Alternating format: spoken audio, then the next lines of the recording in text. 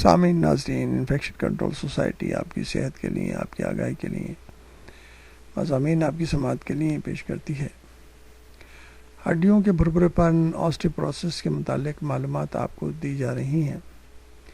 اس کے لیے ہم نے اخبار جنگ کے صحت فٹنس سیکشن سے استفادہ حاصل کیا اور معلومات آپ تک پہنچا رہے ہیں۔ کیا جوڑوں کا درد بھی زبان میں آتا ہے؟ یہ بھی ایک سوال ہے۔ ہرگز نہیں، البتہ اگر یہ مرض بہت زیادہ سنگین ہو جائے اور ہڈیوں کا بھربھراپن بڑھ جائے تو پھر اس کا نتیجہ بہرحال ہڈیوں کے درد کی صورت میں بھی نکلتا ہے، کیونکہ جوڑوں کی ہڈیاں بھربھری اور کمزور ہو جاتی ہیں۔ نتیجتاً جوڑوں کا درد اور سوزش ہو جاتی ہے۔ در حقیقت ہڈیاں بھربھرے پن کی وجہ سے آپس میں ٹکراتی ہیں۔ جہاں تک احتیاطی تدابیر اختیار کرنے کی بات ہے تو اس زمن میں خواتین ایسی غذائیں زیادہ سے زیادہ استعمال کریں جو دودھ سے تیار کی گئی ہوں۔ نیز مچھلی، انڈے کا استعمال بھی مفید ہے۔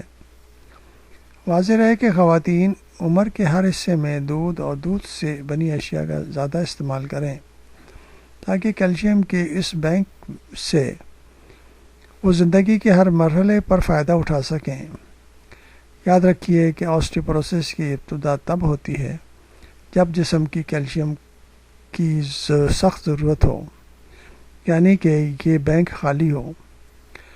اس لیے ضروری ہے کہ بچیوں اور خواتین کو ایسی غذائیں استعمال کرنی چاہیے جس میں کیلشیم کی تعداد اچھی خاصی ہو۔ اس کے لیے ضروری ہے کہ ان کی معلومات غذائیت کے بارے میں خاص طور پر بہتر ہونی چاہیے۔